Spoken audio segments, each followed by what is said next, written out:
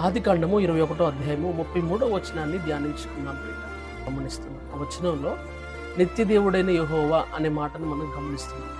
కొన్ని దినాలుగా దేవునికి ఇవ్వబడిన పేర్లను మనం నేర్చుకుంటూ ఉన్నాం. అనేకమైన పేర్లను కూడా నేర్చుకున్నాం కదండి.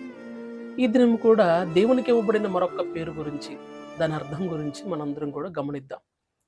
నిత్యదేవుడు అన్న మాటకు బైబిల్ గ్రంథంలో అంటే హీబ్రూ బైబిల్‌లో రాయబడిన పదం ఏంటంటే ఎల్ ఒలామ్. ఎల్ ఒలామ్ అనే పదాన్ని మనం గమనిస్తున్నాం. ఎల్ అనగా దేవుడు. Singularity of God. ఎల్ అనే విషయాన్ని మనందరం కూడా అర్థం చేసుకోవాలి. ఎలోహిం అనగా బహువచనం. ఏల్ అనగా ఏకవచనం లేదా ఎల్ అనగా ఏకవచనం. ఎలోహిం అనగా బహువచనంగా మనం గమనిస్తున్నాం. ఒలామ్ అనే మాటకు అర్థం ఏమిటంటే ఎవర్‌లాస్టింగ్ గాడ్. ఎవర్‌లాస్టింగ్ గాడ్ అనడానికన్నా కూడా ఆదియు అంతము లేని